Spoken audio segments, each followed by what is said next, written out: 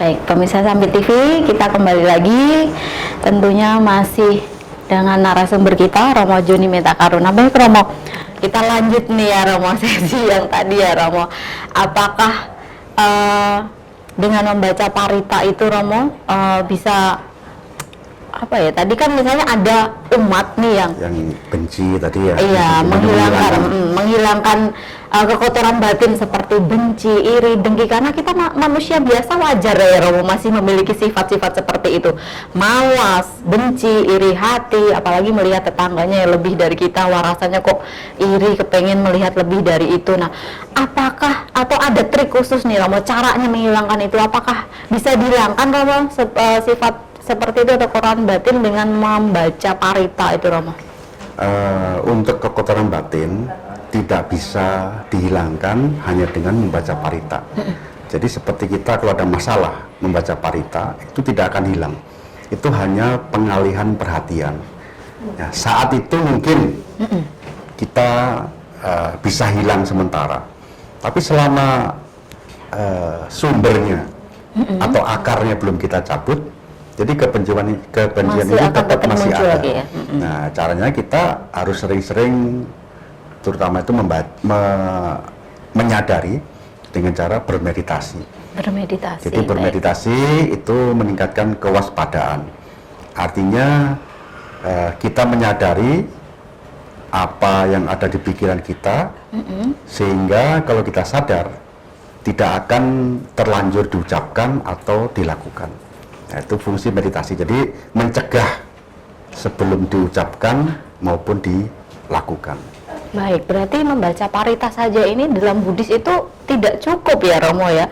Jadi harus ada tindakan nyata aktif yang kita lakukan tentunya ya Romo, tentunya untuk mencapai apa yang kita harapkan itu ya Romo ya. Betul. Bahkan Sang Buddha sendiri pernah mengatakan kalau hanya dengan doa semua bisa terwujud, maka di dunia ini tidak ada yang tidak bisa terwujud.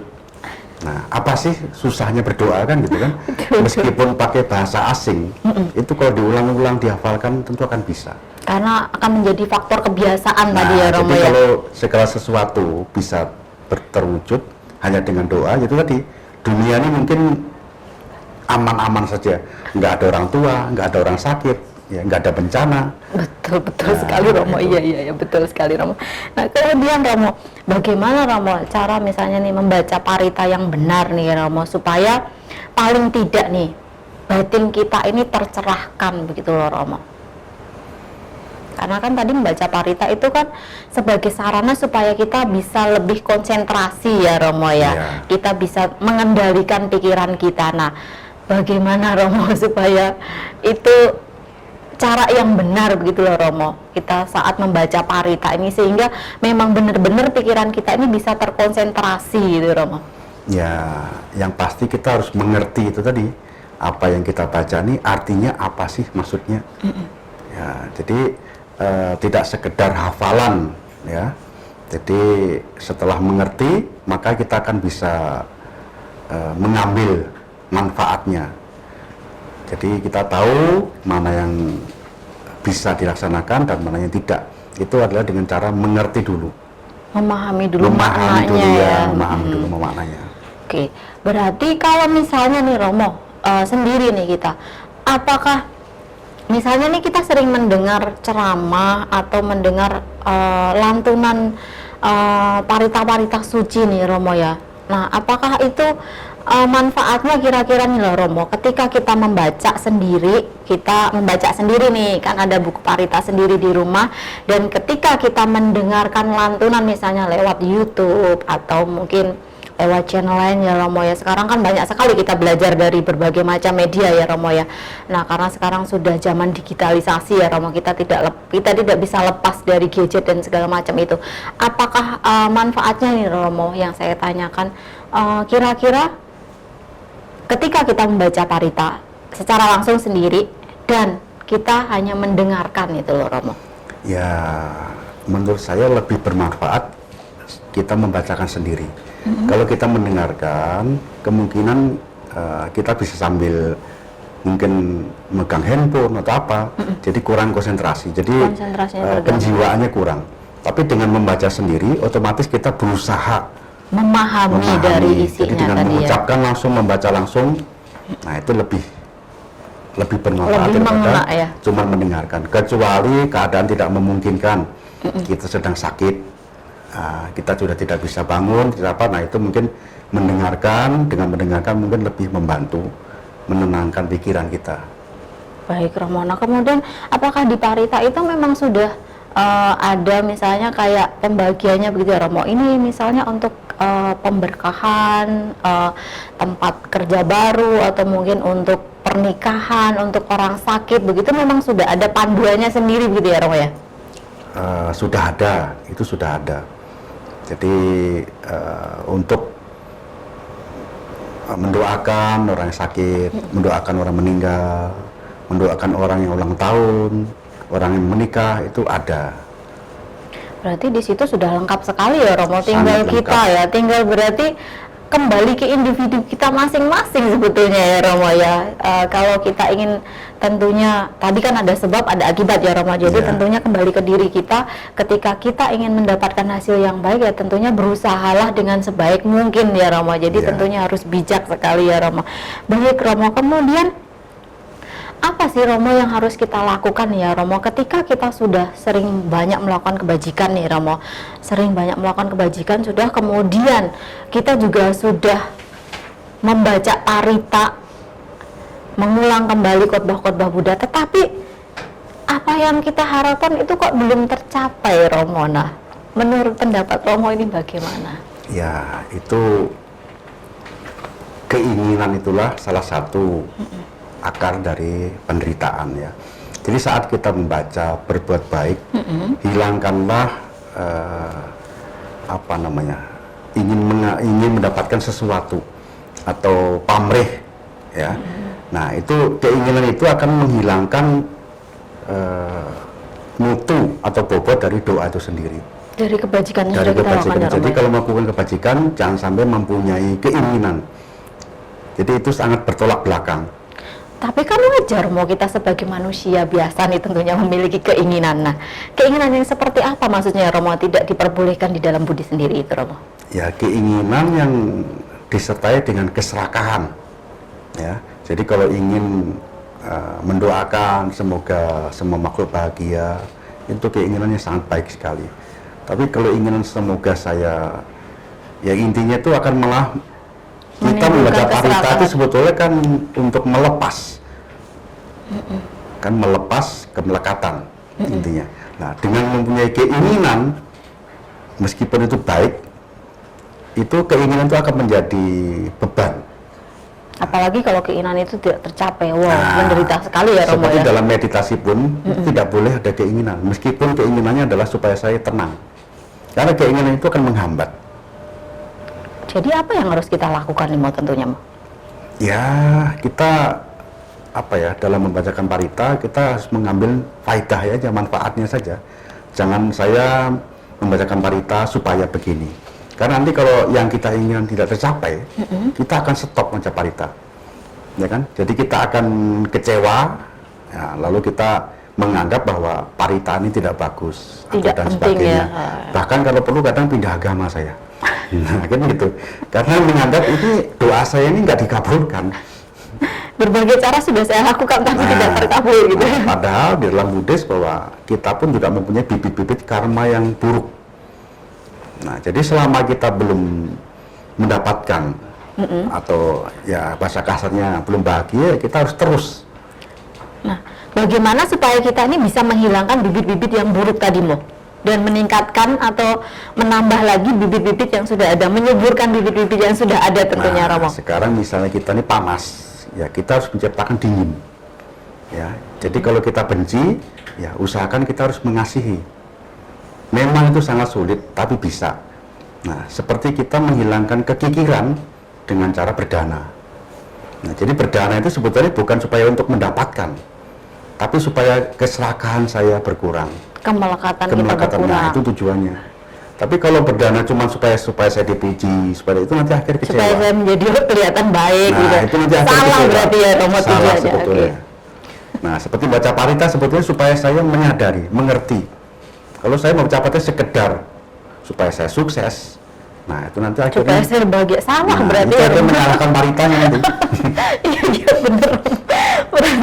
Berarti tidak hanya dengan membaca parita saja harusnya kita ya Romo ya, karena dengan membaca parita pun kalau kita tanpa adanya usaha dan niat kita awalnya sudah nggak baik ya nggak bakalan lagi bisa tercapai keinginan kita ya Romo ya. Iya, yang penting praktek, makanya agama Buddha ini adalah agama praktek. Lebih ke praktek ya, ditekankan Iya. ke prakteknya betul-betul, karena praktek itu mungkin lebih akan dirasakan manfaatnya Nah, ya sekarang teman-teman. kalau membaca parita itu menentukan bagaimana dengan orang yang bisu. Iya iya benar betul betul Iya kan? Romo. Nah, Nah, jadi terus bagaimana Mo? Misalnya tadi Mo membaca parita sudah berdana, tetapi masih aja orang yang beranggapan oh kita ini masih kurang baik apa dan segala macam gitu Romo. Nah itu bagaimana Mo? Padahal kita sudah berusaha semaksimal mungkin nih Romo. Nanti jangan-jangan dia putus asa terus, sudahlah karena saya juga dianggap tidak baik. Untuk apa lagi saya berbuat seperti itu? Nah begitu Romo. itu karena membaca parita ada pamrih tadi. Ya kan? Jadi kita masih tergantung penilaian orang. Begitu. Jadi kalau kita membaca parita dengan maksud kita supaya mengerti ajaran Buddha, apa kata orang kita nggak pengaruh. Ya seperti berbuat baik tadi, kalau yang kita kasih tidak mengucapkan terima kasih, sedangkan maksud kita mengharapkan penghargaan, itu sangat kecewa. Tapi kita memberi dengan maksud melepas, nah yang kita beri tidak mengucapkan terima kasih pun kita tidak masalah. Atau Kita dianggap bakalan orang ikhlas pencitraan, ya. ya itu pun nggak pengaruh kita. Oh, yang penting berarti dari dalam diri kita ya, mau dari yang hati penting kita. kita nih yang pasti parita itu bermanfaat apabila kita mengalami perubahan dari yang tidak ngerti jadi ngerti, Dari yang kurang baik menjadi lebih nah, baik. itu ya. kita itu patokan kita bahwa parita tuh kita dapat manfaat apa enggak dari baca parita. Baik, berarti ketika kita nih sudah rajin ke wihara, kita membaca parita, sering sharing misalnya Romo, tetapi dari tingkah laku kita, etika kita tidak menunjukkan adanya perubahan, berarti itu belum berhasil, kita dianggap belum berhasil Belum gitu ya Romo ya. berhasil. Itu seperti kalau di Acancah mengibaratkan sendok sayur. Sendok sayur. Jadi sendok sayur itu berendam di dalam sayur, tapi tidak ngerti artinya, tidak tahu rasanya. Nah itu seperti itu. Jadi kalau kita baca parita, ke wihara rajin, tapi kelakuan tetap tidak bagus, ya itu tadi seperti sendok sayur. Kita berendam di dalam sayur, Tapi tidak tahu rasanya. tidak tahu rasanya. Oke. Berarti paling enggak ketika kita membaca parita, kita nih harus tahu dulu maknanya yang kita Betul. baca ya Romo ya. Jadi tidak hanya dengan menggunakan bahasa Pali ya Romo, di situ kita bisa menggunakan bahasa setempat yang memang benar-benar sudah diperkenankan ya Romo ya. Ya. Tentunya yang tidak menyalahi aturan itu ya Romo. Karena kan tadi di awal Romo mengatakan bahwa parita itu kan menggunakan kebanyakan bahasa Pali nih ya Romo, bahasa Pali, dan bahasa Pali itu intonasinya, penulisannya dan pengucapannya juga berbeda, maknanya juga pasti berbeda ya Romo ya. Ya. Jadi memang harus benar-benar kita memahami ketika kita membaca parita itu sendiri, paling nggak usahakan kita membaca artinya ya Romo, Ya, biar betul. kita tahu maknanya.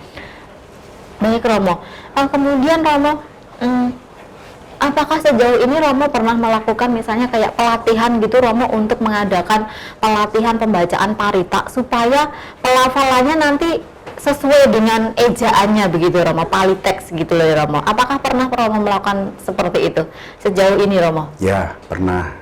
Kita yang pasti belajar dari langsung kepada para biku dan juga pernah melihat dari rekaman. Nah, jadi selain itu untuk benar supaya benar pelafalannya, nah untuk itu makanya kadang-kadang setiap tahunnya diadakan lomba Dhammapada. Jadi itu bukan sekedar untuk mencari pemenang, tapi untuk lebih ke apa ya, kebenar ya, maksudnya untuk Kebenaran pelafalannya ya Romo ya. itunya, iya. Baik Romo, sejauh ini Bagaimana tanggapan umat Romo ketika Romo mengadakan misalnya kayak event-event seperti itu, misalnya kayak membaca parita, latihan atau semacam Dhammapada itu? Apakah sejauh ini umat antusias sekali atau bagaimana Romo? Ya, kalau yang muda-muda biasanya sangat antusias ya. Kalau yang tua mungkin karena fisik ya terbatas, ya duduk juga mengalami kesulitan, mata sudah juga tidak awet, tidak awas ya. Jadi biasanya kaum tua ini kurang, sedangkan kaum muda sangat positif sekali tanggapannya. Baik Romo, menarik sekali ya Romo. Jadi dalam Buddhis sendiri itu sebenarnya doa itu tidak hanya meminta, karena biasanya tuh berupa harapan, pujian dan permintaan ya Romo, tapi lebih ke prakteknya ya Romo, puja bakti gitu. Baik pemirsa Sampai TV, kita masuk ke sesi kesimpulan. Mohon Romo berkenan menyimpulkan apa yang sudah kita bicarakan tentang tema kita, yaitu tentang doa dalam agama Buddha. Monggo Romo. Ya, di dalam agama Buddha itu tidak ada istilah doa. Yang ada adalah puja bakti, yaitu memuja dan berbakti. Nah, artinya menghormat dan kita meneladani sifat-sifat agung guru Buddha. Nah, di dalam agama Buddha juga ditekankan bahwa perbuatan baik itu lebih penting. Nah, praktek lebih penting. Jadi doanya agama Buddha itu adalah berbuat baik. Berbuat baik. Ya, itu ya. Baik, terima kasih kepada Romo Joni Meta Karuna karena pada kesempatan mimbar agama Buddha kesempatan ini sudah berkenan membagi waktunya dan juga membagi pengetahuannya tentunya kepada kita semua. Pemirsa, kita telah sampai di penghujung acara. Semoga mimbar agama Buddha pada kesempatan ini bisa memberikan manfaat tentunya bagi kita semua. Sampai di sini kebersamaan kita dalam acara Mimbar Agama Buddha. Tetap saksikan Mimbar Agama Buddha di Sampit TV tentunya setiap hari Rabu pukul 19.00 bersama Sampit TV, bersatu untuk maju. Terima kasih. Namo Buddhaya. Terima kasih Romo, Namo Buddhaya.